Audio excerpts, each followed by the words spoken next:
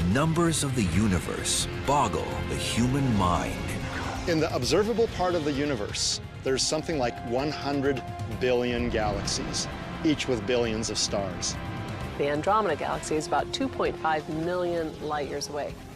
The Earth is orbiting the Sun at a speed of about 66,000 miles per hour. Most of us give up even trying to comprehend such titanic sizes, distances, and speeds.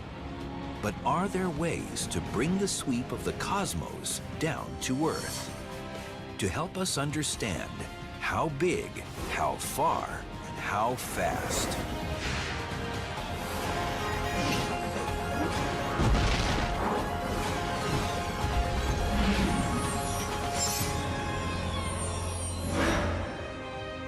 Planet Earth, for all its wide expanses, deep seas, and massive mountains, amounts to a speck of dust when stacked up against the immensity of the cosmos.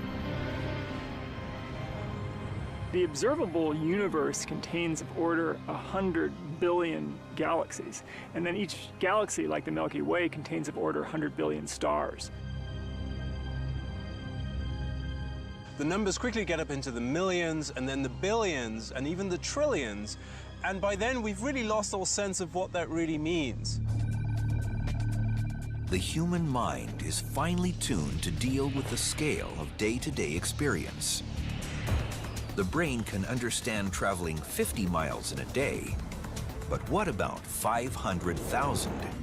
And a person may know what it's like to move at 100 miles per hour. But what about 100 million? Numbers like millions and billions and certainly trillions are very hard for most people to imagine because, frankly, most of us don't have billions or trillions of anything.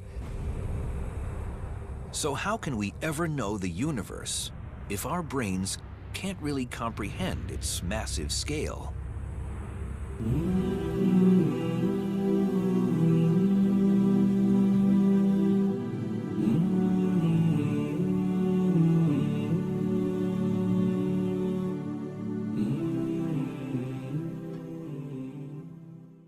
You know, we live in this dunya, and we are fascinated with this dunya which Allah subhanahu wa ta'ala indeed has created in a beautiful manner. We're fascinated. There are over billions of people which live on this dunya at this moment in time. Over 6 billion people that live on the dunya at this moment in time. This dunya of Allah subhanahu wa ta'ala is so big, my young friends, that there is space in this dunya for billions and billions and billions or more people.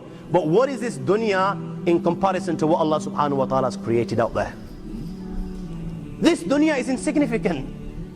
This dunya is meaningless to Allah. It means nothing. It is worthless. So worthless, compare it with the sun. The sun is one star. You know more science than me. You'll be able to tell me better. Take this planet Earth and you place it inside the sun, and you will be able to place 1.3 million Earths in the sun. 1.3 million Earths in the sun. Allahu Akbar. Allah is the greatest. The sun is one star. One star. There are stars out there which are millions of times bigger than the sun. You tell me this, that you need millions and millions of stars to make one galaxy. And then you tell me this, that there are zillions of galaxies out there. Let me tell you on top of this, my young friend, after this, whatever you see above, when you raise your head and you look above, whatever you see above, the zillions and zillions and zillions of galaxies, let me tell you, this is everything there is within the first heaven. Everything there is within the first heaven, and Allah is the creator of 7 heavens. 7 heavens. And the distance between the first heaven and the second heaven is 500 years. You know, the distance that can be covered in 500 years, At what speed? Only Allah knows. Only Allah knows. But it will take 500 years to get from the first heaven to the second heaven. 500 years from the second to the third, third to the fourth, fourth to the fifth, fifth to the sixth, sixth to the seventh. Every time it will take 500 years. After the seven heavens, وَسِعَ كُرْسِيُّهُ السَّمَاوَاتِ وَالْأَرْضِ. You all read the Ayatul Kursi. You all know the Ayatul Kursi. After this, you have the Kursi of Allah. You have the chair of Allah subhanahu wa ta'ala. You know these seven heavens that we've just talked about, in comparison to the Kursi of Allah, they're non-existent. They're meaningless. Rasulullah sallallahu alaihi wasallam has given an example in a hadith just to give us a little bit of understanding with regards to the seven heavens in comparison to the Kursi of Allah.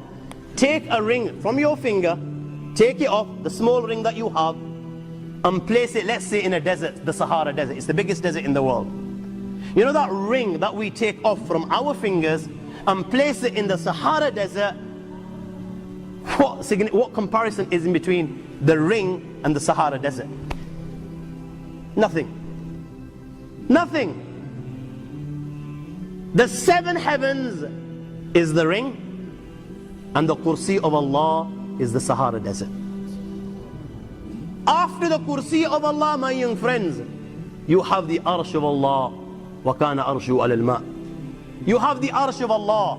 Again, Rasulullah has explained, so just so that we can understand. Take the ring, place it in the desert. This time, the ring is the Kursi and the Arsh is the desert. What is the Kursi in comparison to the Arsh of Allah? Nothing. Then you have angels which carry the Arsh of Allah. Their heads are in the seventh heaven and their feet are in the lowest earth. My friends, then you have the Lord of the Arsh and Kursi. لا تدركه الأبصار وهو يدرك الأبصار وهو اللطيف الخبير. He is beyond the size of Allah, who Allah is, what Allah is. The greatness of Allah is beyond the comprehension of my little mind.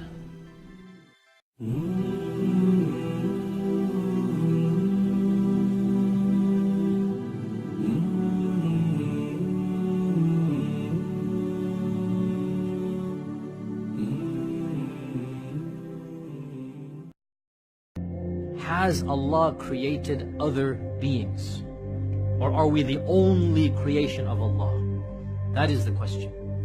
There is some evidence to suggest that Allah subhanahu wa ta'ala has created other creations. Whether they are before us or after us or the same time as us, the Quran does not mention anything. But the Quran might possibly suggest, is that clear? That there are other creations. It might possibly not suggest that either. What are some of the evidences? Number one, وَيَخْلُقُ مَا لَا تَعْلَمُونَ. He has created things you will never know, you don't know about. So you will never know, which means this is not something you can see. وَيَخْلُقُ مَا لَا تَعْلَمُونَ. He has created things you don't know about. And we continue to discover new species every day. That's not what Allah is talking about. Something else. Number two, that Allah says in the Quran that خَلَقَ السَّمَاوَاتِ وَالْأَرْضَ وَبَثَّ فِيهِمَا مِن دَابَّةٍ. Allah has created all of the heavens and the earth, and He has scattered throughout all of them creatures. Not just on the earth. The samawat, and the samawat, as we talked about in Surah Yusuf and in the tafsir, the samawat is not just our heavens, it is beyond our heavens. And Allah says He has scattered creatures in all of them, and if He wants to, He can gather all of them up at once. Or He can gather the two of them together. Now you can understand this verse to mean the Day of Judgment, which is the majority interpretation, or you can understand it to mean Allah has created all different creatures, and if He wanted to, He could cause them to meet. Both are linguistically possible. Surah Isra, where Allah subhanahu wa ta'ala says, وَلَقَدْ كَرَّمْنَا بَنِي آدَمَ وَحَمَلْنَاهُمْ فِي الْبَرِّ وَالْبَحْرِ وَرَزَقْنَاهُمْ مِنَ الطَّيِّبَاتِ وَفَضَّلْنَاهُمْ عَلَى كَثِيرٍ مِّمَّنْ خَلَقْنَا تَفْضِيلًا. We have honored the children of Adam, and we have carried them in the land and in the seas, in our times we add in the airs, and we have given them many things, and we have preferred them, humans, over many other things that we have created. Which means we have preferred some over them as well. Do you understand? وَفَضَّلْنَاهُمْ عَلَى كَثِيرٍ. We occupy a high rank according to this verse, but not the highest. Now, in the world that we inhabit, who is at the top of the pyramid? I mean, in the creation, it's us. Who bowed down to us?